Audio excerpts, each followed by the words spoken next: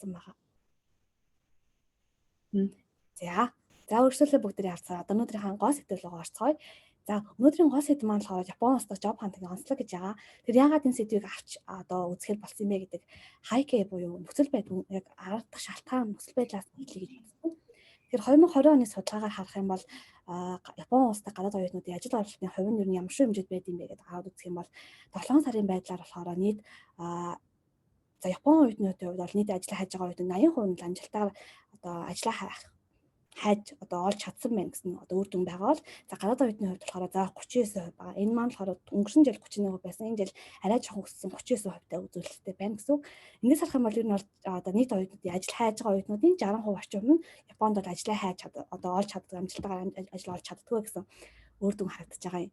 За дээрээс нь нэмээд харах юм бол бас 7 сарын байдлаар 7 сар нийтлэг байдлаар Японд ажил хайлт процесс маань албаасаар дуустдаг үе л дээ. За энэ үеэс харах юм бол нийт оюутнуудын маань 60% нь орчим хувь нь стил ажлын байраа олж чадахгүй дөнгөж 25% нь л амжилттайгаар ажлын байраа олдог гадаад оюутнуудын хувьд тийм ийм асуудал тулгарч байгаа гэсэн. Тэгэхээр энэ бол Японд болохоор гадаад оюутнуудын ажил хайлтын процесс нь ажил хайлтны амжилттай байх тэр үр дүн нь болохоор маш бага байдаг. Ерөнхийдөө харьцангуй бага байдаг гэдэг бидний ер нь бол Японд хүн болгон мэдж байгаа. За мэдгүй байгаа Монгол тав хүмүүс юм бол иймэрхүү нөхцөл байдал байдаг байх нэ гэдэг энийг хайкэ болгож танилцуулаад. За тэгэхээр ямар шалтгааны улмаас яг ямар асуудлуудад тулгаад идэм бэ?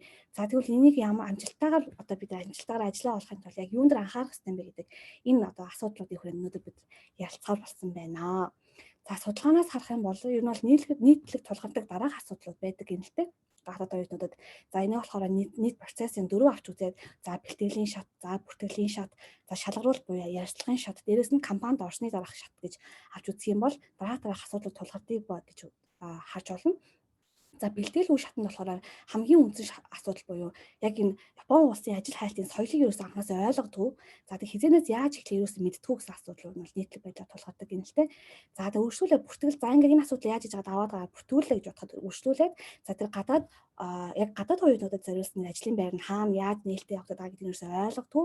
За дээрэс нь тэр CV-н дээр нь болохоор Япон маягийн CV бичих харах ч юм уу те Японы хэл дээр хэрхэн яаж CV бичих үү. За бусад өөр бас материалуудыг яаж бүрдүүлэх үү гэдэг дээр ерөөс асуудал тулгардаг гэж хариулсан байсан. За тэгээд за ингээд CV бүртгүүлэх явсан ч гэсэн өршөөлөө шалгаруулалтын шатн дээр болохоор бид нар SPI шалгалт. За дээрэс нь Японы хүмүүстэй хамтдаа группийн ярилцлага ордог дээр бас асуудал үүсээд за тэгээд компанид орсон ч гэсэн стил компанийн соёл буюу за илүү цагийн соёл, илүү цагаар ажиллах соёл ч юм уу. За тэгээд карьераа яаж гэсэн өсөж нэмэгдүүлэх үү гэдэг ялгаатай байдлаар ойлголтын ялгаатай байдлаас судлаад ийм стил асуудлууд тулгардаг гэсэн хариултууд өгсөн байсан. Тэгэхээр маш олон асуудлууд ер нь гадаад оюутнуудын хувьд тулгардаг гэдэг нь эндээс харагдаж байгаа юм. Гэхдээ бид нар өнөөдрийн одлогын югаар болохоор үйл ажиллагааны хувьд бол бүх асуудлыг нь бол авч үзэж хараахан амжихгүй. За тийм учраас хамгийн эхлээд ямар ч зүйл яахаар одоо шийдсэн бэ гэхээр хамгийн үндсэн асуудал буюу яг хаанаас үүсэж байгаа юм бэ гэдэг соёлын ялгаагаас нь өнөөдрийн энэ үйл ажиллагаа одоо бид яриагаа та бүхэндээ хамтран ярилцаад соёлын ялгаа гэдэг зүйлийг тодорхой болгох. За хаанаас яаж эхлэх вэ? Юунд асуудал үүсэж байгаа гэдэг энэ асуудлыг илүү гүнзгийрүүлж авч үзэхээр болсон байна. За тэгэхээр бүгд хамтдаа job hunting одоо Японы улсын байгууллага болон за тухайн байгууллагын job hunting онцлог буюу соёлын ялгааг өнөөдөр би нэг 6 соёл онцлогийг иш татаж авч үзсэн байгаа. Тэгэхээр тухайн одоо онцлог тус бүр нь ерөнхийдөө бол за карьерийн онцлог, за цалингийн онцлог, за дээрэс нь процессын онцлог ч юм уу те. За материалын онцлог гэх мэтлэн энэ хэдний онцлогыг авч үзсэн байгаа. За эхлээд бүгд хамтдаа процессын ялгаагаас эхлэж бодож байна. За global гэдэг энэ одоо global дэлхийн одоо бөмбөрцөгтэй байгаа нь болохоор ер нь бол дэлхийн нийтлэг байдлаар улс орнуудыг харьцуулж үзсэн. Мэдээж улс болгон өөр онцлогтой байгаах. Гэхдээ за энэ дотор Монгол бас орж иж байгаа тий. Монгол за бид нар нийтлэг байдлаар Монголыг за дээрэс нь нийтлэг байдлаар глобал дэлхийн улс орныг энэ тал нь Японыг харьцуулж авч үзэн гэсэн үг. Тэгэхээр за глобал байдлаар бол нийтлэг байдлаар бол бид нар болохоор ажлыг төгссний дараагаас хайж эхэлдэг. Монгол улс ч гэсэн ялгаагүй бид нар яг төгснийхаа дараагаас за нэг зуны амралтад дуусгаж байгаад нэг 2-3 сар аялж байгаад тэгж жагаад яг ажлаа хайж эхэлдэг ч юм уу. Иймэрхүү байдал нь бол нийтлэг байдаг. Гэтэ мэдээж төрүүлж ажлаа хайж эхэлдэг хүмүүс бол байдгийг үүсэхгүй. Гэтэ нийтлэг байдлаар төгсний дараа хайж эхэлдэг. Харин Японд болохоор төгсөөс жилийн өмнө за энэс өмнө жил хагас өмнөөс хайж эхэлдэг гэдэг энэ процессын ялгаа маш том ялгаатай байдлаас одоо үүсээд хүмүүсийн одоо бид төрүүлж бэлтгэлээ төрүүлж одоо гоцроож эхлүүлэхээс ахуулаад бид гараан цааш гэж юу алдаж эхэлдэг гэдэг юм асуудал үүсэж байгаа хгүй. За тэгэхээр яагаад энэ жилийн өмнөөс эхлэх ёстой юм бэ гэдгийг дараагийн слайдаас харж үзэх юм бол ерөнхийдөө ийм олон шат дамжлагаар дамжиж юу нь бол Японд job hunting маань явагддаг гэж харж болно. За эхнээс нь авч үзэх юм бол энэ төгсгөөс 1 жилийн өмнө гэж байгаа.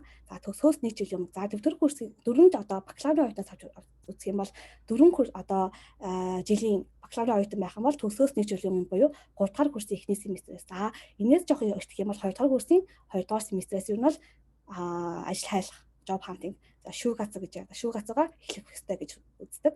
За энэ нь болохоор яг ямар юунаас эхлэх хэрэгтэй вэ гэхээр Чикобунсеки гэж ярьдаг. Тэгээ өөрийгөө таньж мэдхээс ахвал өөрийгөө анализ хийх гэсэн. Яагаад энэ маань тийм чухал юм бэ гэдэг хэнгүүд би яг ямар маш олон сонголт байдаг. Маш олон сонголт өрсөлдөө ихтэй байдаг учраас яг өөрийнхөө тэр тохирсон өөрийн анализд тохирсон компаниудаас ингэж одоо шилж лист гаргаж хайхгүй бол маш олон сонголт байдаг. Цаг алдах тийм сул тал байдаг. Тийм учраас өөрийгөө яг юу хиймээр байгаа, ямар компани ажилламаар байгаа, за ямар төрлийн ажил хиймээр байгаа гэдгээ өөрийгөө яг эхлээд анализ хийх хамгийн чухал. За үргэлжлүүлээд байгууллагын судалгаа. Энд дээрээс суурлаад байгууллагын судалгаа хийж эхлэх гэсэн. Маш олон байгууллагууд байгаа. За ООТ буюу том компаниуд байна. За жижигхэн стартап, венчур компаниуд байна ч юм уу те. Эдгээрээс яг ямар төрлийн компаниуд гэсэн листэ гаргаж ирнэ. За листэ гаргаснаас хойш аль бие ёсоор болохоор Японд болохоор ажил хайлтын процесс маань 3 сараас эхэлдэг байгаа. Тэгээ 3 сард бид entry sheet-ээ өгч эхлэн компаниудад. За entry sheet гэдэг маань юу гэсэн үг вэ гэхээр бүртгүүл одоо резюме явуулахаас шал өөрөөр зүгээр тухайн байгууллагын одоо энэ семинарт нь оролцмаар байна гэдэг хүсэлтэй л гарч байгаа гэсэн. Тэгэхээр entry sheet-ээ өгч явуулангууд бид нар тухайн байгууллагын семинарт нь оролцох боломжтой болно гэсэн. За байгууллагын семинарт нь оролцоо. За нэг ойролцоогоор сонсож явж байгаад тэндээсээ одоо тухайн байгууллагын мэдээлэл сонссныхаа дараа за би энэ бүртгүүл яа гэдэг байдлаар бүртгүүлж эхэлдэг. Резюме рекшого ингээд одоо apply хийж эхэлдэг байна тий. За энэ маань болохоор 3-5 сарын хооронд явагдаад за тэгээ үргэлжлүүлээд за 4-5 сарын хооронд бидний SBI шалгалт буюу за тухайн байгууллагад одоо зан чадрын хувьд тохирч байгаа үгүй шалгах тийм богино хэмжээний бичгийн шалгалт тестэн шалгалт явагддаг. Тэгээд групп ярьцлага орж ирээд за 3 шат дамжлагын ярьцлага орж ирээд хамгийн сүүлд нь ажилдаа тэмцэх процесс явагддаг гэсэн. За маш урт процессор явагддаг.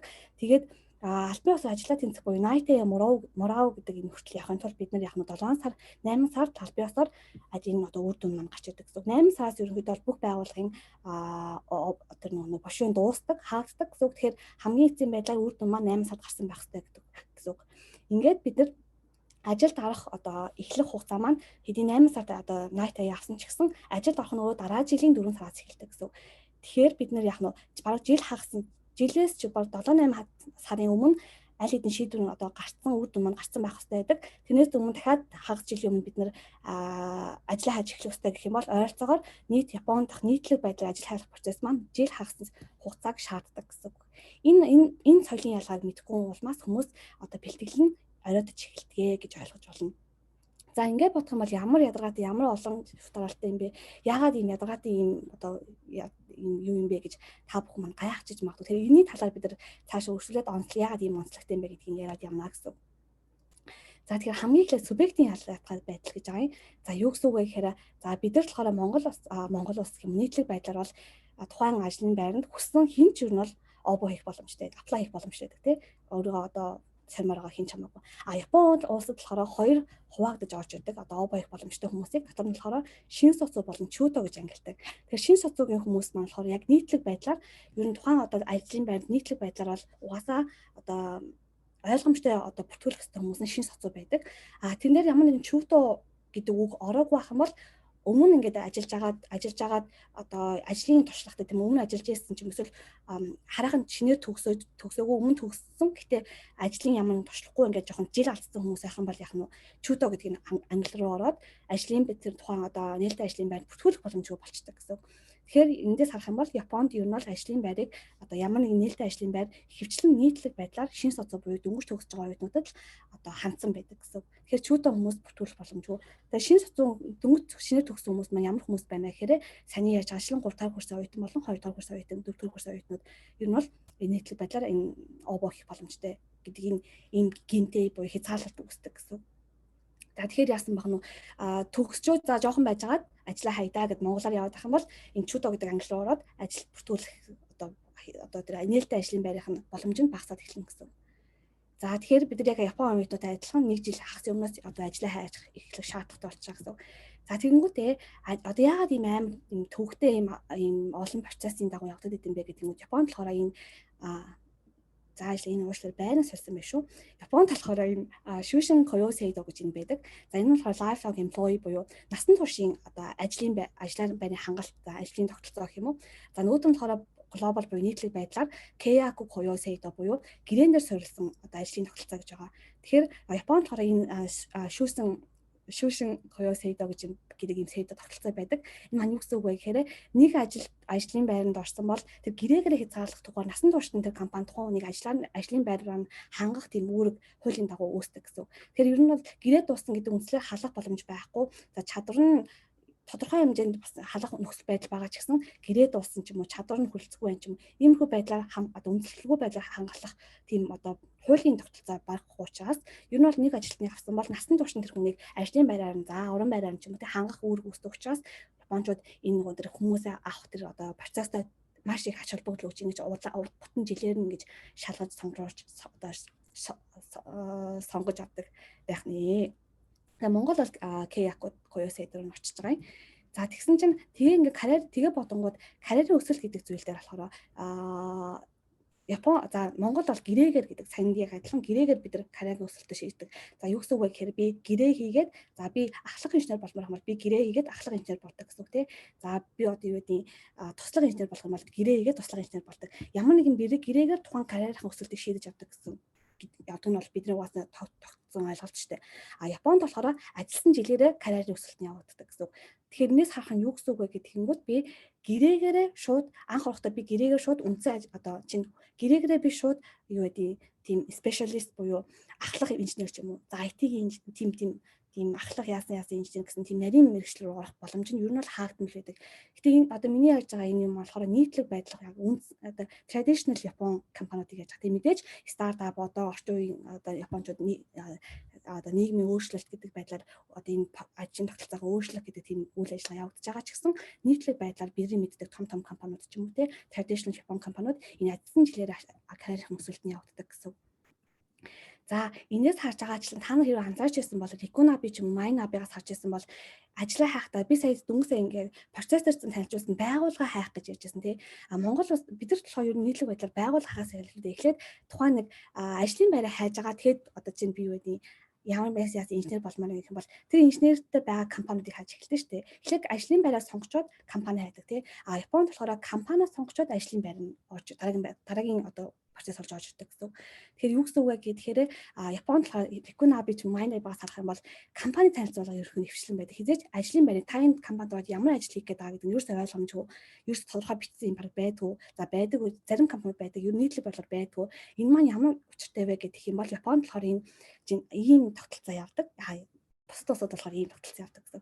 За энэ тогтолцоог нь юу гэж байгаа гэхээр нийтлэг компаниуд бүгдээ энэ generalist гэдэг энэ үндсэн ажилтан гэх юм уу ерөнхий ажилтан ерөнхий офисын ажилтан гэдэг энэ одоо ажлын байрнаас эхлээд дээшээ одоо ажилласан жилээрээ одоо тэр позишнууд нь дээшээ өсөж явдаг гэсэн. Нэг компанид орлоо насан туршдаа ажиллана гэхдээ ажилласан жилээрээ процесс нь өснө гэсэн. Тэгэхээр эндээс би хизээж нэг компанид орохдоо шууд одоо энэ инженер гэдэг энэ процесс руу гинт бол өсрөх боломж байхгүй. Японд бол хаагдмал байдаг. Харин бид нар Монгол улс ч юм уу бусад улсад болохоор яадаг вэ гэхээр за энэ өөр компани би за туслах инженер ажиллаж байлаа. Б компани руу би карьераа өөрчлөлмөр байна. Б компани руу шууд дэвшээд орчих гэсэн. Харин Японд болохоор Б гэдэг компани руу шууд ингэж карьер одоо ахлах инженер болоод орох боломж нь ер нь бол баг хэцүү хязгаарлагдмал байдаг гэсэн. Яна би өөрөө болохоор нийгмийн ухааны хүн учраас энэ шинжилгээ ухааны энэ одоо инженерийн байрыг сайн мэдэхгүй байгаад бас жоохон зөрүүтэй ойлголт үүсгэж магадгүй. Гэхдээ ерөнхийдөө бол ахлах инженер ч юм уу те тусгаарчсан тийм инженерүүдийг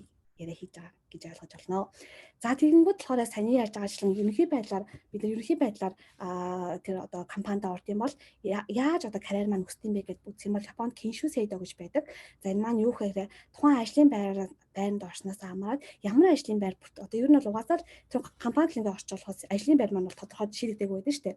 Тэгээ энэ маань яаж шийдэгдэг вэ гэхээр Японд болохоор Kinshu Seido-гийн дараагаар шийдэгдэг гэсэн. Ойролцоогоор хэлэх юм бол ороод за 3 сараас эхлээд нийт жилийн орчим дадлагч хугацаа гэж байдаг. За энэ хугацаанд бид нар ер нь бол тухайн байгууллагын бүх одоо салбар бүх гэдэг нь цаашаа чинь ер нь тухайн одоо менежерээс нь одоо тухайн хүний байгууллагын шийдвэрээс нь хамаарат тодорхой одоо тэр салбарууд дээр нь за хэсгүүд дээр нь ер нь бол дадлага хийж явуулдаг байгаа. Ингэж дадлага хийж явсныхаа дараагаас нь таны дараагийн карьерийг шийддэг гэсэн. Тэг яагаад ингэж аавэ гэдэг нь болохоор байгууллагын үйл ажиллагааг соёлыг бүхлэн танилцуулах зорилготой байдаг нэгт. Яагаад тэгэхээр за би болоо хуулиар төгсөө би хуульч болъё гэж бодож байгаа ч гэсэн эхлээд би хэдий хуульчаар одоо ажил хөсөлтөйгаа ч гэсэн би бүх одоо инженертэй нэг зэрэг хамтдаа энэ киншүүгаар ингэж хамтдаа бүх ингэ хэсгээр явах нь шүү дээ ажиллаж байгаа. Тэгж явж байхдаа одоо би хуулиар ажиллаж байгаа ч гэсэн бусад инженер хүмүүс яаж ажилдгийг тухайн бусад одоо байгууллагын бусад өөр одоо хэлтсүүд яаж ямар соёлоор яаж ажилдгийг гэдэг нэг нийтлэг төр соёлыг нь ойлгуулах зорилготой байдаг. За хамгийн үндсэн шалтгаан. За дараагийн шалтгаан болохоор таны чадварыг хардаг байна. Та ямар чадвартай та хүнтэй харьцах чадвартай юм уу эсвэл та нарийн тийм одоо програмтай скиллд одоо ажиллах чадвартай юм уу гэдгийг чинь энэ киншүү сайдгаар харж агаад дараагийн карьерийг чинь тодорхойлоод тэр одоо таны дараагийн хэлтс рүү ажиллах боломжтой байдаг гэсэн.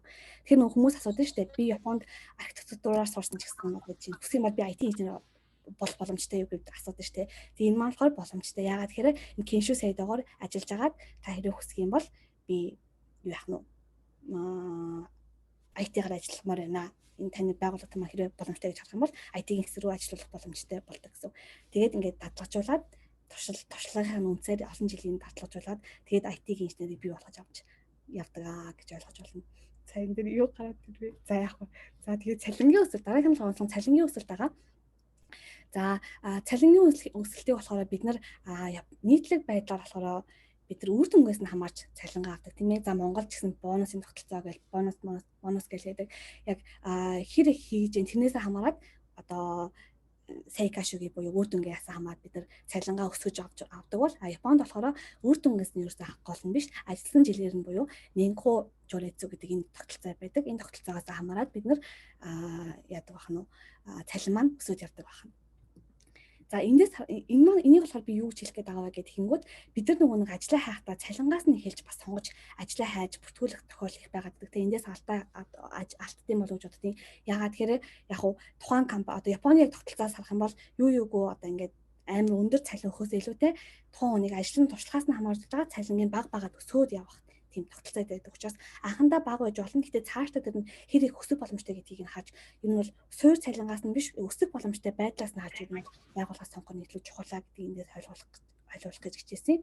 Тэгэхээр ерөнхийдөө бол энэс харах юм бол одоо за бусад улсууд тий харах юм бол ингээд би нэг компанид орлоо. За 30 настай 40 настай 50 настай гэдэг миний цалин бол ер нь бол ямар нэг л ажил хийж байгаа тохиолдолд өөрчлөгдөхгүй л яваад байдаг бол Японд болохоор яг нь ажилласан жилээс хамаарат за ингээд огцон өсөж яваад 40 50 настайд бол анх авчихсан цалин хэд дахин углаад аваад явах боломжтой байдаг гэсэн. Тэгэхээр том компаниудын ялгаагүй яг нь суур цалин нэг аим өндөр биш ч гэсэн өсөлт нь илүү өндөр байдаг гэдгээрээ бас ялгаатай байдаг гэсэн. Энэ дээр бас анхаарах шаардлагатай. За хамгийн сүүлд нь болохоор CV-ийн ялгаагаа. За CV буюу материалын одоо бүртгүүлэх материалын ялгаатай байдал бас байдаг. За энд болохоор бидний харж байгаа жил нийтлэг байдлаар бид нэг иймэрхүү нэг CV та нар харж ирсэн хүмүүс бол угаасаа байгаа хараагүй хүмүүс бас байж магадгүй. Тэгэхээр иймэрхүү Монгол ч гэсэн ялгаа ийм CV өгдөг. Япон CV болохоор нэг иймэрхүү байдаг тий. За эндээс болохоор харж байгаа жил ялгаатай нь болохоор мэдээж одоо education ч юм уу тий ажлын work experience ч юм уу ажлын туршлагууд нь бол бүгдээрээ яг адилхан байж байгаа хэрнээ энэ дээр нэг ийм хэсгүүд орж ирдэг. Энэгээр болохоор Япон CV-ийн ялгаа гарч ирдэг. За өмнөх одоо Ignite Volume дээр болохоор бас энэ CV-ийн бичиг гаргах юм уу энэ дээр анхаарах зүйлийн талаар илүү тодорхой ярьсан учраас өнөөдрийнх дээр болохоор нэг амар тодорхой ярих бодлого байна. Гэтэ хальт дуртаад явъя гэж бодож байна. Тэгэхээр ямар ялгаатай байдаг вэ? Shibudo Uki, Chico PR буюу Chico Bunsuki гэсэн гурван ямиг нэмж бичдэг байгаа Японд болохоор. За Shibudo Uki гэдэг маань болохоор тухайн байгууллагт apply хийж байгаа шалтгаанаа өөрөөр бичдэг. За Chico PR гэдэг нь болохоор өөрөө PR хийж аппил хийж бичдэг. За Chico Bunsuki гэдэг нь өөрөө анализ хийсэн үр дүнгээ бичдэг юм гурван хэсэг байдаг. Энэ гурвыг энэ саний яаж ясанчлан чадвар, за боловсролын одоо түүх ч юм уу дээр нэмж бичдэг байх нэ. За би энэ дээр гэс анхааруулах энэ гурван зүйлийг яг нийтлэг байдлаар бичих агуулгын бол өөр ч гэсэн хамгийн нөгөө анхаарах нэг гурван зүйлийг энэ дээр гаргаад ирэх гэж утсан. За хамгийн эхлээд бид энийг бичихтэй болохоор дүгнэлтээс эхлэх шаардлагатай. Сайн нүгнээс онцлогийг ярьж байгаа учраас мэдээж онцлогоос нь хальт дуртаад явж утсан. За дүгнэлтээс эхлэх шаардлагатай. Бид нар нөгөө нэг ганц хоёр хүмүүсийн нөгөө Shibudo-г харж байхад шууд ингээд юу байдیں۔ ийм гэж шалтгаанаа дурдаад амар олон байдаг. Дүнэлт нь хамгийн сүүлд нь орж идэг. Энэ бол угаас нийтлэг байдлаар эсэгийг бичих гаргах юм уу те.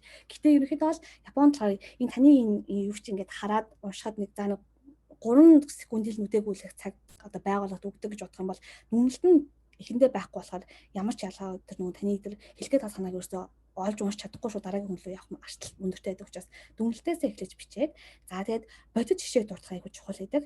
Ерөөсөө яг ямар тохиолдолд чи ингэж бодсон юм ч юм уу те яг ямар чамд кейс тулгараад ингэж бодсон юм өөрийн жишээ тулгаад яг зөвхөн өөрийн гэсэн тийм одоо үйлбэрийг бүн шог бичих нь айгуу чухал. За тэгээд хамгийн гол нь хэтэрхий урт байх болохгүй. За 300 өсөлт багтааж 200-аас 300 өсөлт багтааж бичих шаардлагатай. За өмнөх боолмог дээр угаасаа энэ тодорхой ер нь ярьсан учраас би цагийн хязгаарлалтын улмаас эднийг ярихгүй бай гэж бодож байна. Гэтэ ерөнхийдөө бол за Shibodōki гэдэг маань болохоор сэтлээ бичин. За яагаад ийм учраас энэ компанид одоо ингээд apply хийж байгаа юм ба гэдэг сэтлээ бичин. Сэтэл маань нэг олон байх шаардлагагүй нэг л сэтэл байхад болно.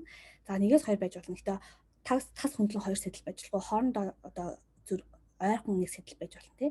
За тэгээд сэтлийнхэн дараа шалтгаан нь яагаад энэ сэтэл чамд хүрсэн юм бэ гэдэг одоо чинь юу гэдэг би ийм зүйл сурч ирсэн учраас энэ надад үнэхээр энэ ажиллах одоо энэ дэр энэ компанид apply хийх сэтэлжүүлсэн юм а ч юм уу тий гэж бичээд өөрийнхөө үндсэн шалтгааныг бичээд за тэгээд төгсгөлт нь болохоор яг энэ ийм шалтгааны улмаас би энэ компанид ямар хөрөнгө оруулалт хиймээр байгаа юм бэ би юу хийж чадах юм бэ гэдгийг нэг жоохон бүгүүлбэр болгож ойлгох шаардлагатай байдаг. За Chico PR гэдэг нь болохоор өөрийн давуу талыг бичдэг. За энэ дээр болохоор давуу талаа бичнэ. Бодит жишээ мэдээд саний ярьжсэн бодит жишээ бичнэ. Тэгээд хамгийн гол нь дээр нэмж хэлэх бичих хэрэгтэй зүйл нь болохоор тэр жишээнээс гарч ирсэн үр дүнгийн бичих хэрэгтэй. Үр дүнгийн тоогоор ч юм уу за өөр одоо нүдэнд харж гарт баригдахуд тийм тодорхой тоо байж болно. За ер нь тоогоор илэрхийлсэн зүгээр гэж ярьдаг.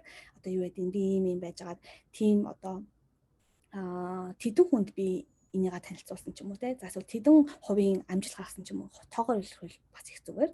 За тэгээд Chico Bunski дээр нь шоо буюу таашоо буюу өөрийн давуу тал болон сул талыг бичдэг. За энэ дээр ч гэсэн сая ярьжсанчлан бодит жишээг оруулж өгөх нь амар чухал. За энэ мэтлэн ийм редакшнууд ийм онцлог байдаг учраас энэ онцлогуудыг ойлгохгүй үүднээс бид нар энэ application процесс дээр алддаг байх нэ.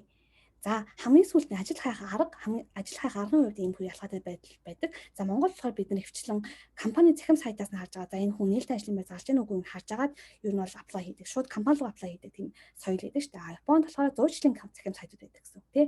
Та нар зөндөө олон сонсч ирсэн баг Mynabi, Rikunabi гэж байдаг. За нийтлэг байдлаар энэ дээр болохоор бас манай байгууллага буюу Job Tree Japan маань энэ зуучлалын захим сайт гэдэг рүү ер нь бол орж ирж болно гэсэн үг. Ер нь бол агентлаг гэсэн үг тий. Тэгээд 3 дахь арга нь болохоор найз танилынхаа хүрээгээ дамжуулан бас шоука хийх боломжтой байдаг. Гэтэ нийтлэг байдлаар бол Японд энэ Mynabi, Rikunabi-га дамжуулж ажиллаа хайдаг гэдэг энэ онцлогтой байгаа. Тэгэхээр бид нар энэ Mynabi, Rikunabi-г ойлгохгүй байсан үзнээрээ одоо яг яахаа мэдэхгүй ингэж онцлогийг нь ойлгохгүй байгаад цаг алддаг тийм сул тал одоо асуудал үүсдэг байгаа. За энэ дээр болохоор Mynabi, Rikunabi болон Job Tree Japan-ийн ялгааг хальт танилцуулаад өөрийнхөө манай компанийг жоохон танилцуулъя гэж бодсон. За манай компани болохоор Job Tree Japan гэдэг компани байгаа. За манай байгууллага маань болохоор стартап байгууллага. За байгууллагад одоогоор 5 жил болж байгаа. За тэгээд Nagoya сургуулиас болохоор хөрөнгө оруулалттай Нагагийн сургуулийн ер нь бол төслийн нэг төсөл гэсэн. За тэгээд гадаад оюутнууд ийм одоо нийгмийн асуудал байгаа. Гадаад оюутнуудын одоо job hunting-ийн research нэрс амар бага байна гэдэг энэ нийгмийн асуудал дээр үндэслээд энэ оюутнуудын одоо яг илүү дэмжиж гадаад оюутнууд зориулсан ажлын байрыг илүү нэмэгдүүлье гэдэг ийм зорилгоор манайх ажилладаг байгаа. За тэгээд онцлогийн байгууллагын онцлогуудыг нэрлээд дуртад явах юм бол одоо Rikunabi, Mynabi маань болохоор яг Япон хүмүүс зориулсан ажлын байрууд нийтлэг байдлаар за ганц 2 гадаад оюутнуудыг авдаг шүү гэсэн байдаг бол манай компани одоо энэ компанид байгаа ажлын байрууд маань 100% ганцхан гадаад оюутнууд зориулсан ажлын байрууд байдаг учраас илүү давуу талтай гэсэн. За сая ярьжсэнчлэн Rikunabi бол Mynabi-гаас харах юм бол одоо юу яах нь тэр компаниас нь сонгоод generalist гэдэг одоо байр ажлын байрууд нийтлэг байлаа гэдэг бол за манай болохоор яг гадаад оюутнуудын тэр хэлний чадвар за дээрээс нь тэр скиллүүдийн чадвараас нь үндэслээд тийм тодорхой тийм нарийн мэргэжлүүд рүү бас одоо мэргэжлүүдийг бас танилцуулах ийм negotiate хийдэг байгаа компаниудтай. Тэгэхээр компаниуд дээр танах ямар хэлтэй ямар хүн дутж जैन тэрэн дээр нь бид нар гадаад оюутнуудыг одоо ингээд олж ингээд танилцуулъя гэдэг байдлаар ийм хөө specialist ажлын байрууд бас манад байдаг гэдэг давуу талтай. За тэгээд сая хэлжсэн гадаад оюутнууд зориулсан учраас Японы хэлний түвшингээс намайг N3-тай байх юм бол N3 зориулсан тийм ажлын байрууд байгаа. За тэгээд ирээдүйд Монгол руугаа буцах боломжтой бол Япон компани болон Монгол руу буцаад Монголд ямар нэгэн салбарны боломжтой үгүй юу гэдгийг нь бас ширабай хийгээд бас одоо бүртгүүлэхүүгээ шийдэж болно. За тэгээд чадвар дээрэс нь болохоор улс орон зөвхөн Монгол хүмүүс зориулсан ажлын байр ч юм уу те. Эсвэл зөвхөн одоо шашинтан зориулсан ажлын байр ч юм уу гэх мэтлийн юм тусгаалсан одоо хайлтууд хийх боломжтой гэдэг давуу талтай. За тэгээд хамгийн чухал давуу тал нь болохоор сая ярьжсэнчлэн энэ олон давуу энэ одоо энэ процессыг гадаад оюутнууд бол үнэхээр асуудал үүсгэх учраас эдрийг бол байгууллагатай анхаасаа negotiate хийгээд аль болох амархан болгох гэж хичээдэг. Тэгэхээр ерөнхийдөө манай байгууллага дээр байгаа ажлын байрууд бүгдээрээ танилцуулга буюу за рекшоо тэшцээ хийлээ танилцуулгын процесс болон энэ бичгийн шалгалт болон за групп ярьцлага гэдэг энэ гурван системүүдийг нь бол байхгүй болгочихсон. Тэгэхээр аппликейшн хийлээ одоо apply хийлээ.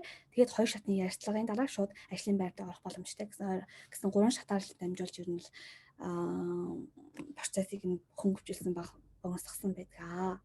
За тэгээд манай компани маань jobtree.japan.com гэсэн энэ вебсайтаа та бүхэн маань энэ QR кодыг уншуулад бүртгүүлээд өөрт боломжтой ажлын байруудаа бас хайх боломжтой байгаа шүү. За тэгээд анхаарал тавьсан явдалд маш их баярлалаа. Тэгээд ерөнхийдөө нэлийн оройд ч ихсэн учраас цаг маань бас хязгаартай байгаа учраас энэ түргээд гэс ер нь хальт дуусгахыг гэж бодож байна. Үргэлжлүүлээд яг нэг төлөвснийхаа дагуу та бүхэндээ нээлттэй ажлын байруудыг хальт танилцуулъя гэж бодсон. За одоох скрин шеэр хий. За миний скрин харагдаж байгаа хэ?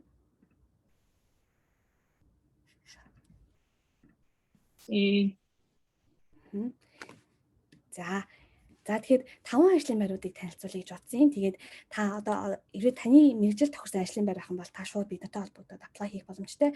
Хэрвээ мэргэжил тохироогүй ажлын байр байх юм бол найз нөхөдтэй тохирох юм байна бас бодож үзэж болно. Эсвэл Монголд байгаа хүмүүс байх юм бол яг Монгол Японд ямар ажлын байрууд яах вэ? Ямар боломжууд байдсан бэ гэдгийг бас сонирхоод үзэхэд бас сонирхолтой болов уу гэж бодоод байгууллагынхаа яг одоогийн байдлаар яг нээлттэй гадаад оюутнууд зориулсан 5 ажлын байрыг би сонгож гаргаж ирсэн байгаа. За шалгуулалтын хувьд хүмүүсээ ярьжсэнчлэн apply хийлээ, ярьцлага боллоо. Тэгээд эцсийн ярьцлага гэсэн бичгийн шаардлага ярьцлага болон групп интервью байхгүй бүгд тийм ажлын байрууд байгаа. За хамгийн ихний нь болохоор за MUFG компани банк байна. За MUFG банкд бол угаасаа бид танилцуулах шаардлага байхгүй болгон сайн мэддэг тийм. Ион ч юм супермаркет болгон дээр ATM нь байж идэг. За дэлхийд болохоор энэ маань одоо банкныхаа ранкингаар 5 чагстай тийм том компани Японы томоохон корпорац байгаа. За тэгээд дэлхийн 70 орчим улсын салбартай. За энэ хүү компани болохоор за манай байгууллага болохоор AI болон за cyber security engineer гэсэн энэ хоёр ажлын байр одоогийн байдлаар нээлттэй зарлчихсан бүртгэлээ авч байгаа. За тэгээд чинь ажлын одоо тодорхойлолт нь болохоор за зураг болон дуу хоолой таних байгалийн хилцэн оновчтой задаргаа гаргах логик болон дата хяналт бизнесийн үр ашиг сайжруулах системийн боловсруулалт гэдэг энэ ажлыг хийх хүн нэг хайж байгаа гэсэн үг тийм. За тэгээд шаардлагатай чадруудын хувьд болохоор хиймэл оюун ухаан буюу AI-тэй холбоотой knowledge мэдлэг хэрэгтэй. За дээрэс нь Японы агсан түвшин шаардлагатай гэсэн. За энэ зарим энэ дээр нэг жоохон одоо тайлбар хийхэд болохоор зарим компанийн хувьд үнэхээр negotiate хийсэн ч гэсэн тодорхой хэмжээний тийм одоо юу гэж байгаад одоо шаардлага гэж байгаад энэ дээр нь яалчгүй Японы хэлний агсан түвшин шаардлагатай учраас зарим байгууллага дээр нь бас саний ярьж ирсэн ярианаас жоохон зөрсөн тийм бас ажлын байрууд байгаа. За тэдний нэг нь болохоор энэ нагаад байгаа тийм. Инженер хэрнээ агсан түвшин шаардж байгаа гэсэн. За тэгээ байгууллагын хувьд болохоор Токио эсвэл Осакад ажиллах боломжтой гэж байгаа. Тэгээ цалин байлан бусад зүйлийн хувьд та бүхэн манай одоо саний вебсайтын дагуулад шалгах боломжтой байгаа шүү. За тэгээ дараагийн компани болохоор Somig Shigawa гэдэг компани байгаа. За энэ дээр болохоор би нэг зүйлийг танилцуулъя гэж бодсон болохоор бид нар дандаа OT гэдэг компани ярьдаг. OT гэдэг нь болохоор Toyota, Suzuki, за саний MUFG, Rakuten ч юм уу тийм. Үүнээс гадна бас та нар хэрэг хүсэх юм бол B2B гэх компаниуд гэдэг. Энэ компаниудыг бас сонирхоод үзээрэй гэж хэлэх зорилгоор энэ хүү компаниг танилцуулъя гэж бодсон. Энэ маань юу гэсэн үг вэ гэхээр саний ярьж ирсэн OT том корпорацтэй ер нь бол ингэж хамтарч түлхэж ажилладаг тухайн одоо араас нь ингэж одоо тогтмол ингэж одоо тухайн компаниуд яд чинь энэ компани Somig Shigawa байлаа гэхэд Toyota-гийн тэр нэг дотоод тэр техник хэрэгслийг нь үйлдвэрлэдэг компани гэсэн үг байхгүй. Тэгэхээр маш тийм тогтсон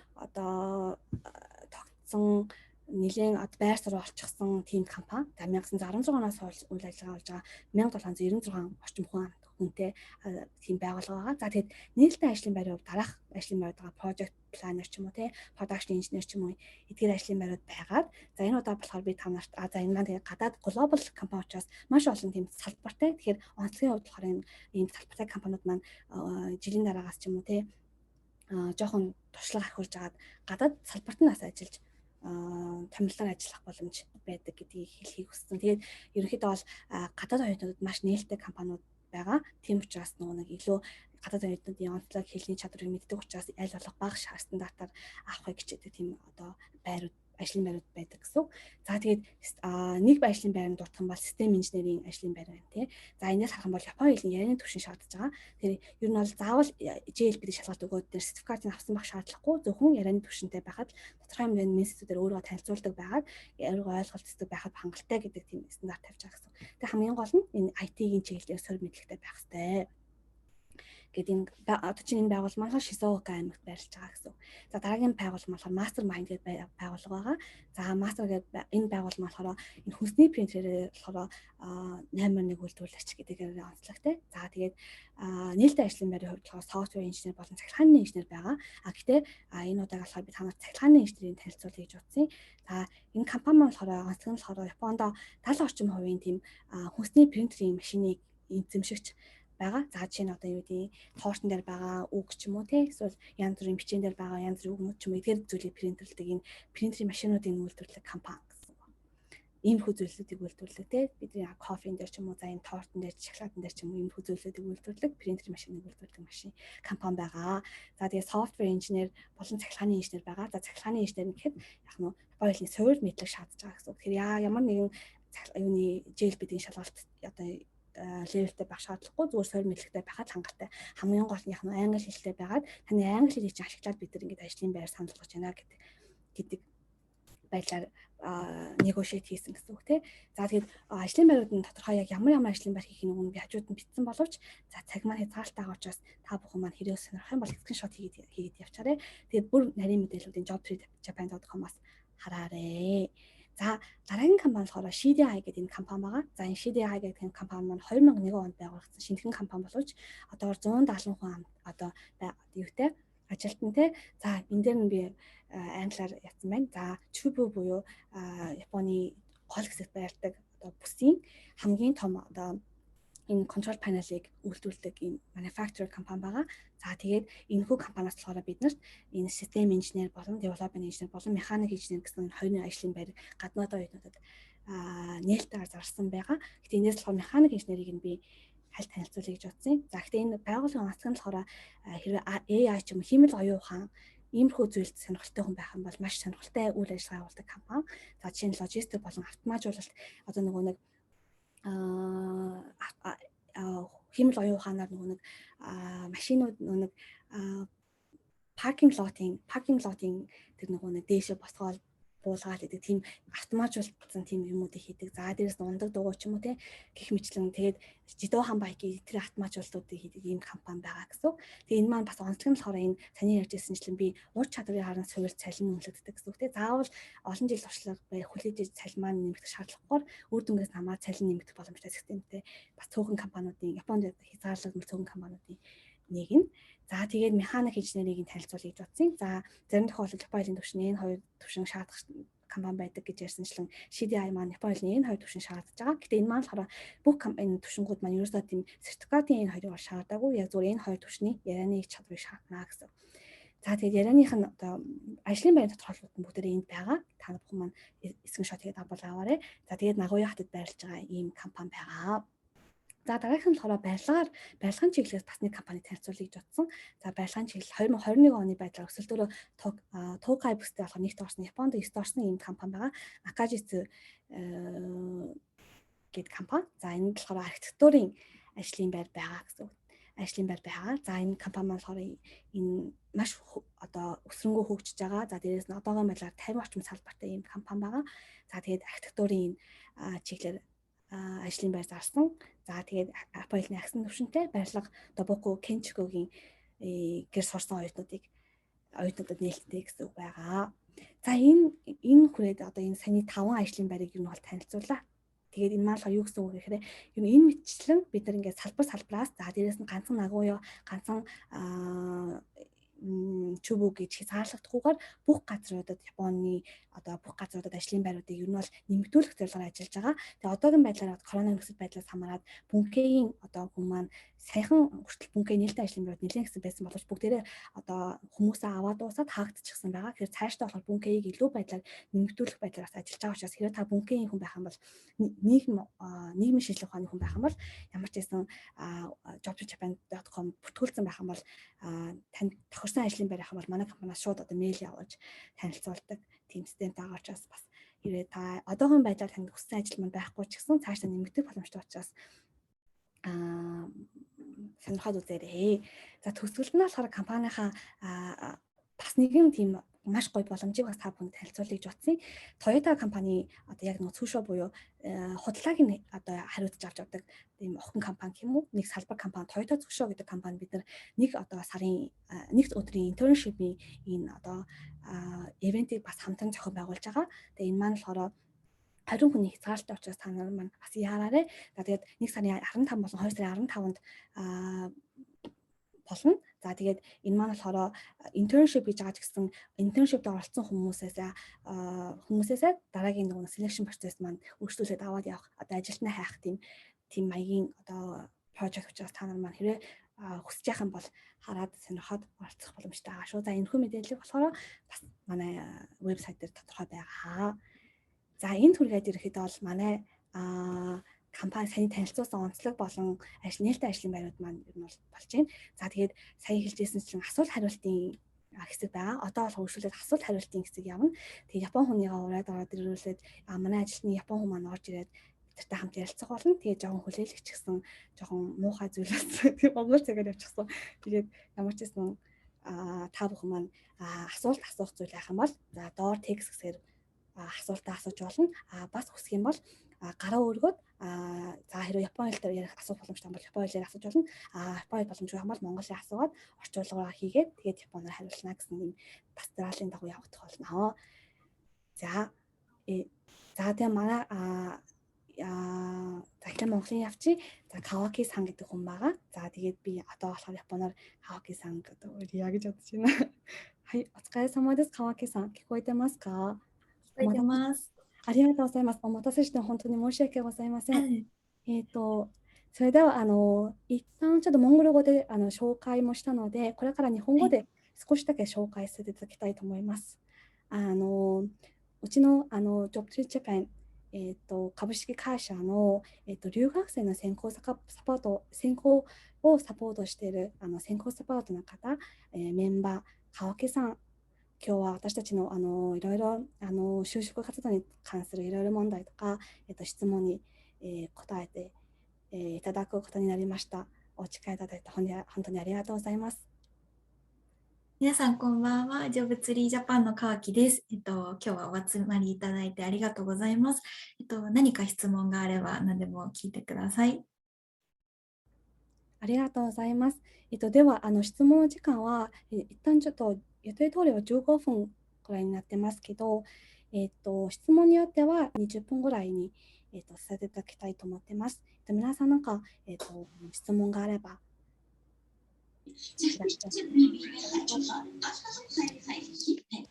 За асуулт байх юм бол манайхан гараа өргөөд монголоор асууж болно, японоор асуусан ч болно, болохгүй бол текстээр бас асуугаарай. Тэгээд яг цагаа гаргаад Япон хүмүүс маань ингээд асуулт асуух гэдэг оролцоод хариулт гадаг оролцоод ирсэн учраас та бүхэн бас ямар ч байсан хамаагүй Япон хэлтэй ч гэсэн холбоо хамаагүй чөлөөтэй асуугаарай гэж хүсэж байна.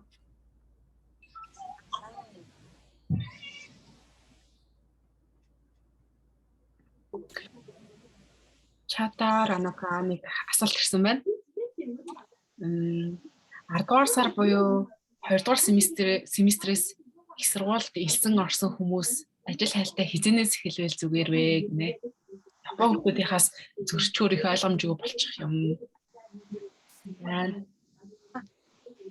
川木さん、一つの、ご質問いただきました。本通訳させていただきます。本質問としては、一般的には日本では、春が入学に制度になっていまして、でもたまには留学生たちは秋にも秋入学行って入学することもあるので、その方々はいつ頃から就職活動を始めればいいですかという質問です。はい、ご質問ありがとうございます。こちら、今、企業に関しては、いろいろな時期にもう、決まった期間での採用期間がないので、いろいろな期間で募集をすることができますが、一般的には9月に入られた方は、例えば、大学、学部生であれば、大学、3年生の、になった秋頃から、いろいろ自分が大学3年生になった頃で、大学院に通われている方は、1年生、マスターの1年の秋頃から少しずつ自分のやりたい会社とか、探して行ってみたい会社とかやりたい仕事っていうのを少しずつ自分の中で探し始めていくといいのではないかなと思います。で、その後、半年後ぐらいにだんだんインターンシップの情報とかが出てくるので、そちらでもし興味があればチャレンジをした上で、その後アプライしていくといいかと思います。ありがとうございます。川家さん、すいません。ちょっと確認なんですけど、つまりは1年生の秋からっていう、9月からっていう話ですか？大学院、マスターであれば1年生の9月から少しずつ探していくといいと思います。学部生に関しては、大学3年生の秋頃から少しずつ探していくと余裕を持って準備できると思います。で、企業を受ける際に、やはり日本でお仕事を探す場合は、日本語のレベルも、いろんな企業でそれぞれ求められるケースがありますので、そちらに関してはもう日本でお仕事を探すよっていうふうに思ったタイミングでレベルアップできるようにお勉強をしていただくと自分が受けたい企業のレンジを広げることができて良いかと思います。ありがとうございます。それではちょっと通訳させていただきます。За шалгийн нөгөө жоохон туршлага байгаад хажуугаар нь бичиж авах гэж оройтлоо. За ерөнхийдөө бол байгууллагаас нь хамаарат төлбөр байдаг боловч за мастер болон бакалаврын хувьд мастераас нь ярих юм бол мастерын хувьд болохоор мастер нэгдүгээр курсынхаа 9 сараас нь эхлээд судалгаа хийж эхлүүл зүгээрээ гэ. Дараа жилийнх нь нэгдүгээр курс явлаа. Нэгдүгээр курсынхаа хавраас нь эхлээд аль биесээр нөгөө нэг бус оюутнуудаа адилхан ажил хайхтууд нь явагдаад явбал зүгээр. Ерөнхийдөө бол хизэнээс эхлэх вэ гэхээр мастер оюутан болохоор нэгдүгээр курсынхаа намраас нь шууд эхлүүл зүгээр. Бакалаврын оюутан байх юм бол 3 дахь курсынхаа намраас бас эхлүүл зүгээрээ гэж. За тэгээд үргэлжлүүлээд болохоор дараа жилийнх нь 5 сараас за хугацааг нь стрэшн мааштай 5 сараас болохоор internship гэдэг бас систем байдаг учраас тэндээс нь дамжуулаад төрөл бүрийн туршлагуудыг хөрвүүлээд явах юм бол илүү давуу талтай болно гэж хэлж байна. За хэрэг саний орчуулган дээр би жоохон тоглолттой дутуу зүйл ярьсан бол үргэлжлүүлээд та бүхэн мэйлээр бас нэлээнгөө хариултыг бас явуулъя гэж бодож байна. Одоо жоохон орчуулга хичээнэ. 続いては、またちょっとチャットの方でもう一つの質問いただきましたけれども、トヨタ通商のインターンシップのプロジェクトについて私少しだけ説明させていただいて、そこの辺でもうちょっと詳しく情報を、共有していただいてもいいですかっていう質問です。よろしいですか？はい、ご質問ありがとうございます。こちらトヨタ通商さんのイベントに関しては来年の2022年の1月と2月にそれぞれ1回ずつ開催されるイベントになっています。ワンデーインターンシップといって、午前10時から、午後の1時まで3時間かけて、ちょっと少し長いんですけれども、イベントを実施するものになります。中身は、会社のトヨタ通商に関する説明、どんなお仕事をしているか、どんな事業をしている会社なのかをまずご説明した後に、実際に、トヨタ通商の社員さんが毎日どんなお仕事をしているかっていうのを知るためにワークショップを実施します。その中では、トヨタ通商という会社は日本の総合商社なんですけれども、その中で海外で、行う事業、新しい新規事業について、実際に社員さんがどういうふうに考えるのかっていうプロセスとかも学びながら、実際にトヨタ通商の社員さんと一緒になってチームを作って、プロジェクトの構成を考えていきましょうという内容になっています。全体的にその会社、トヨタ通商のお仕事の内容を知った上で、実際にどんな社員さんがいるのかなっていうのを知ることができるチャンスなので、もし興味があればぜひ応募してください。ありがとうございます。тэгээд болохоор тусгал үгээ багсгаад ерөнхийдөө бол Toyota цөшөөгийн энэ татлагын төсөл маань болохоор 1 сарын 15 болон 2 сарын 15-нд явагдана. Тэгээд бүтэн өдрийн турш ингэ явагдах тийм нэг өдрийн татлагын татлагжих төсөл project байгаа. За тэгээд яг юу явагдах вэ гэхээр яг тухайн энэ global Toyota цөшөө маань худалдааны чиглэлийн үйл ажиллагаа явуулах учраас гадаад орнуудад эрхийн аж харилцдаг ч юм уу иймэрхүү байдлах энэ үйл ажиллагаанд нь бодитоор оролцоод тухайн тэр байгууллагын ажилтнаар хамтдаа project дээр нь өөрийн санал бодлоо солилцоод яг тэр нэг project-д тэр нэг гэрэн хийж хоорондоо ингэж хэлцүүлэг хийх байдлаар явагдах тийм татлагын тийм үйл ажиллагаа байгаа.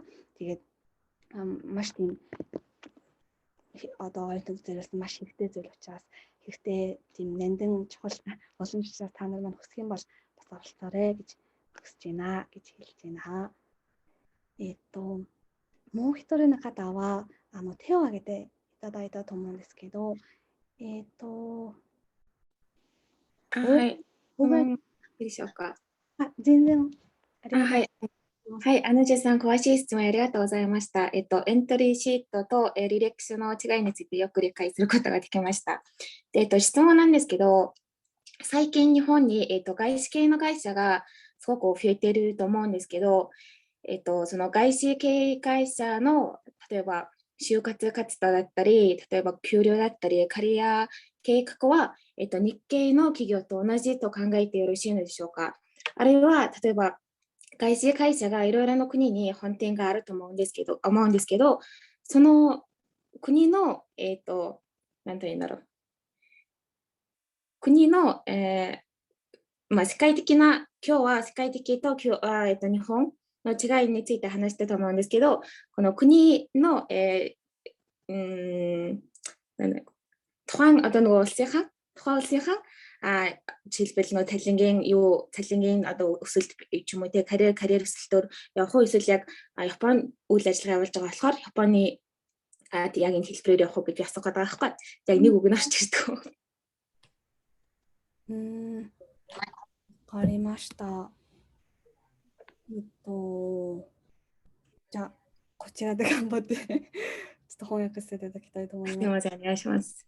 はい、質問としては、なんか日本の伝統的な会社と最近はその外資系会社企業が結構増えてきていると思うんですけど、でその外資系会社はその例えば給料制度とか、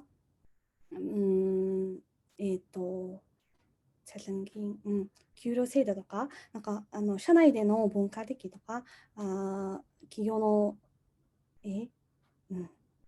社内の文化とか企業的な制度はなんか日本伝統的な会社と違ってますか、それともほぼ一緒かという質問なんですけど、ちょっとすごい難しい質問かもしれないんですが、川家さん答えられそうですか。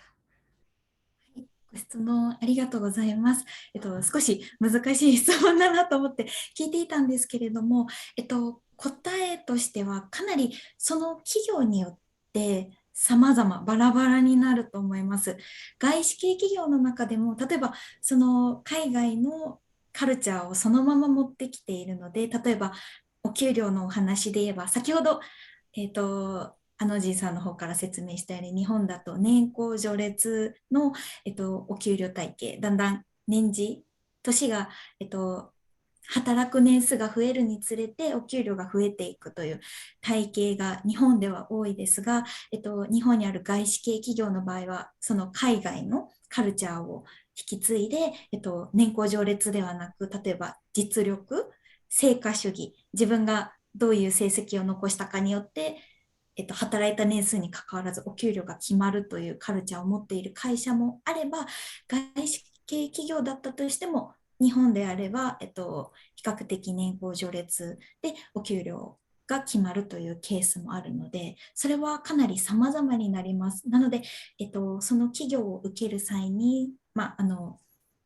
いろいろページを見て調べてみたりだとか、直接もしその企業の社員さんとお話しするような機会があれば、その文化はどういうふうかっていうのもぜひ聞いてみていただけるといいかなと思います。答えになってますかね。お願いします。はい、ありがとうございました。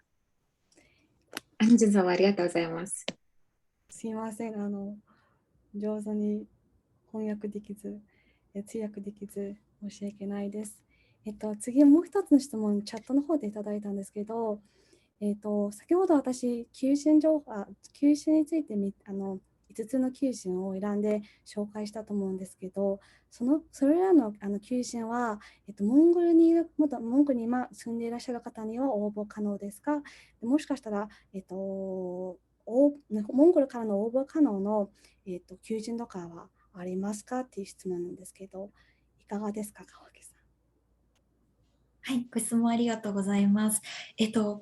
申し訳ないんですけど、私も現状、他の全部の企業がモンゴル、海外からの応募が可能かとどうかっていうのが、ちょっと私の方で今把握できていないんですけれども、企業によってはもしかしたら今日ご紹介した企業やそれ以外のジョブツリージャパンでご紹介できる企業に海外から応募可能な企業もあるかと思いますので、詳しくは、また、ジョブツリージャパンよりご相談をいただければ、専門のサポーターから、詳しいことをお伝えさせていただきたいと思いますが、よろしいでしょうか。ありがとうございます。ерөнхийдөө бол одоогийн байдлаар нэг Японы одоо коронавигийн нөхцөл байдлаас болоод ОБО Кано байсан компаниуд маань ОБО Кано болсон тийм нөхцөл байдал үүсэж байгаа учраас яг одоогийн байдлаар бол энийг бол бид нар хэлэх боломжгүй, за компани зүгээр хэлэх боломжгүй, тэр визний асуудал гэдэг зүйл үүсэж байгаа учраас одоогийн байдлаар ер нь зогсон байдалтай байгаад байгаа. Тийм учраас одоогийн байдлаар бол тодорхой хариулт өгөх боломжгүй. Харин тодорхой нэг ажлын байрны хүрээнд ямар нөхцөл байдлаар илүү тодорхой мэдхийг хүсэх юм бол манайхтай холбогдоод нэг тэр ажлын байр болгон дээр таантаа гэж хүн байгаа учраас тэр хүмүүсийн тэгээд шууд ингээд одоо шууд одоо мэйлээр хайцаж асуух боломжтой шүү гэж хэлж байна. Ерөнхийдөө бол ажлын байраас хамаарат, компаниас хамаарат одоогийн байдлаар бол өөр байгаа гэж.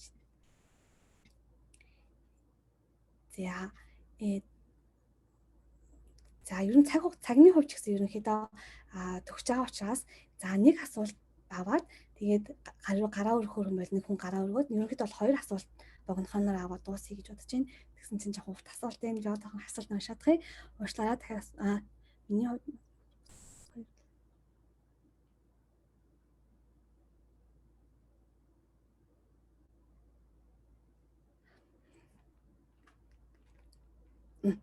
わかりました。川家さんお待たせしました。もう一つの質問なんですけど、今回はちょっと博士課程からの質問で、博士課程、今修士課程を終了する段階で、これから進学するかどうか迷っていて、でもしかしたら博士に進学してしまったら、博士修了する自体ではちょっと就職の角度が低くなってしまったり影響を与えてしまっちゃうというなんていうの現状ということを聞いたことがありますけれども、それは本当ですか？博士行くとしたらこれからの就職活動に何か影響を与えますかという質問です。はい、ご質問ありがとうございます。そちらもですね、かなり企業によって様々です。そうですね、必ずしもその博士課程に進んだからといって、それが原因でお断りされるっていうことは、そこまでたくさんあるケースではないと思うんですけれども、逆に専門的な博士課程に進んだ方なら専門的な知識を持っている人を例えば研究や開発部門のお仕事として求めているというケースもありますので、それはかなり企業によってケースバイケースになると思います。ありがとうございます。もう一つなんですけど、補足で、その博士行くと、ちょっと就職が厳しくなってしまったりする、その理由は何ですかっていうことなんですけど、理由とかありますか？理由ですかね。そうですね。あまりすいません、私の方ではそういった博士課程に進んでいるからお断りっていうこととかはそこまで聞いていないんですけれども、まあ、そうですね、それぞれどこまで知識を積んだかとか、かなり専門的にお勉強をされていらっしゃるかと思うので、そこがその企業とどれぐらい深い知識を持っているか、マッチしているか知りたいよっていうのはあるかもしれないですね。すいません、曖昧なお答えになりますが、お願いします。ありがとうございます。承知しました。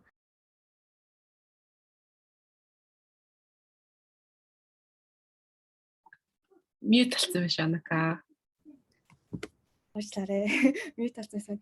Одоогийн байдлаар болохоор Каваки сангийн хариулж байгаа нь болохоор одоогийн байдлаар бидний мэдж байгаагаар бол яг тийм юм тийм тодорхой тийм мэдэгдэхүйц одоо өөрчлөлт оруулна гэсэн нэг тийм бол зүйл байхгүй. Тэгэхээр ямар нэгэн тийм одоо хакасад явлаа гэд одоо цаашдаа өргөжлөж ажиллах боломж нь багаснаа гэсэн тийм тогтсон ойлголт бол ерөөсөй байхгүй гэж хэлж байна. Таны яг нэг судалгааны чинь чиглэл болон судалгааны чинь агуулга нь яг таарч явах юм бол эсвэргээрээ нэг судалгааны чиглэлээр явах гэж байгаа хүмүүс бол яг тэрийг нь одоо тэр ажлын төгссөн ажлын байр нь бас ерөнхийдөө бол байдаг учраас яг судалгааны чиглэлээр төгссөн компани руу одоо обо хийж чадах юм бол тийм одоо боломж нь багасна гэсэн нөхцөл байдал үүсэхгүй гэж хэлж байна. Тэгээ ерөнхийдөө бол компаниас нь болоод ажлын байраас нь болоод бас янз бүр байдаг учраас бас тэр нөгөө нэг хэлбэлцэл болон боломж нь нэгсэж буурах нөхцөлүүд байдаг учраас тэрийг сайн судлаад үзээрэй гэдэг чинь.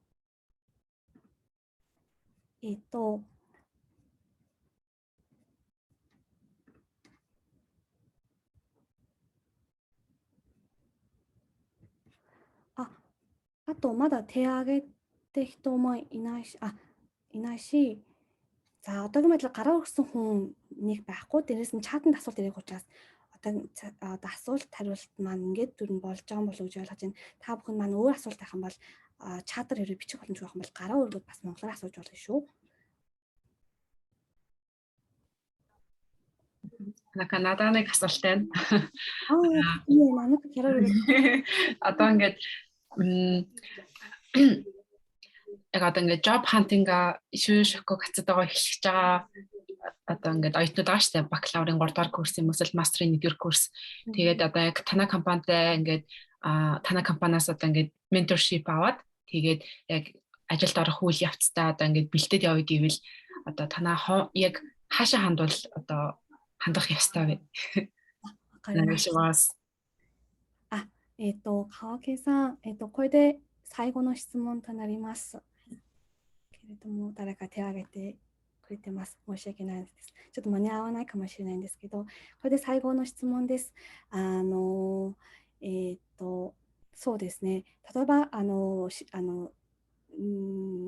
学部3年生の方は、もしかしたら Job3Japan の支援を受けて、これからサポートを受けて、企業に応募したいと思ったとしたら、どこでどうやって連絡を取ればいいですかっていう質問です。はい、こちら、皆さん、Job3Japan のページっていうのをお伝えすることができますか？ URL とかこの後。確かに。はい、もしよろしければ、Job3Japan と、ウェブ上で検索していただくと、私たちの、Job3Japan のウェブサイトがあります。そちらから、サインアップをしていただいてご登録をいただくと、私たち Job3Japan のスタッフが、サポートの、ご挨拶のメールをさせていただくので、そこから、就職活動について一緒に、相談をして決めていければと思います。ありがとうございます。За тэгэхээр саяны хэлсэнчлэн болохоор Job3Japan веб сайт дээр sign up хийгээд тэгээд тэрнээс ажлаа хайж болно. Тэгээд sign up хийгээд тэнд болохоор өөрийн мэдээллүүд оруулдаг байхгүй юу? За судалгааны агуулга ч юм уу тий. За тэгээд Японы хэлний төвшин ч юм уу бүх зүйл мэдээлэл оруулангууд манай компаниас шууд хайлт хийгээд ямар нэгэн ажлын байр нэмэгдлэж бодоход хайлт хийгээд тэр таны одоо яг тэр мэдээлж таарсан хүмүүс бүгдэнд нь одоо мэйл явуулж бүх одоо тэр нэг жоохоо мэдээллийг хүргэдэг учраас эрхний байдлаар ямар нэгэн мэдээлэл авах хүсэлтэй хүмүүс маань эхлээд сайтад sign up хийгээд ороорой гэж хүсэж байна. Дээрэс нь хэрвээ бүр яг мэйлээр харилцах бодолтой байх юм бол би бас манай мэйл хүлээж авдаг тийм мэйл хаягийг шадар явуулах учраас тэрнгээр бас та бүхэн маань мэйл бичиж шууд холбогдож болно. За энэ түрхэд ерөөхдөө бол жоохон цаг яатсан учраас дуусгах гэж бодож байна. Тэгээд эцэст нь болохоор би санал хүсэлтийн формыг чадвар явуулсан байгаа. Тэгээд та нар маань ивент холбоотой өөрийн санал хүсэлтэй бидэртэй бас хуваалцвал дараагийн одоо ямаагийн үйл ажиллагаа болон манай байгууллагын үйл ажиллагаанд бас хувь нэмэр оруулаад илүү та бүхэнд хэрэгтэй мэдээллүүдийг цаашдаа бас ивентээр дамжуулаад хүргээд явах бодлоо учраас асуудлуудаа бүгднийг санал бодлоор хүсэлтийн формоор бид рүү явуулаарай. За би тэг хааки сан хайсацаа хэлье гэж байна. Тэг өршөөлөд амка төсөлийн үг хэлээд бас хаа. はい、川木さん、お時間いただいて本当にありがとうございます。それでは、質問もたくさんいただいて、皆さんもなんか困っていることとか、よく聞けたと思うので、本当に、感謝してます。で、なんか、最後の一言とか、伝えておきたいという点があれば、ぜひお願いします。はい、皆さん今日は本当にいろいろ質問をしてくださってありがとうございます。先ほどの質問の中でもいろいろあった中で、例えば9月、秋に入学した場合はどうしたらいいのとか、あと、例えば博士課程に進むけど、いろいろ心配なことがあるよっていう中で、今日は、いろんな方がいるので、一般的なこととか、一部のことしかお伝えができなかったです。で、もし、また詳しいお話とか、自分の場合はこういう風なんだよねっていう相談があれば、ぜひ、ジョブツリージャパンに登録をしていただければ、私たち、先行サポーターの方が、先行サポートする人たちが一緒に、お話を聞いて相談、聞かせてもらうので、何でも相談していただければと思いますので、またよろしくお願いします。今日はありがとうございました。ありがとうございます。